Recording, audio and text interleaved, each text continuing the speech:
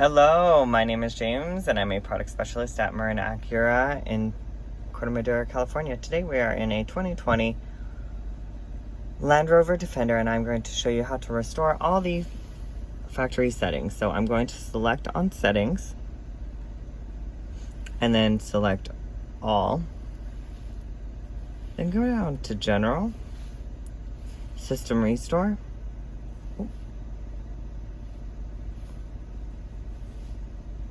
And delete all user data. Now, this may take a few moments. We're going to select yes. This may take a few moments to start and finish the entire process, but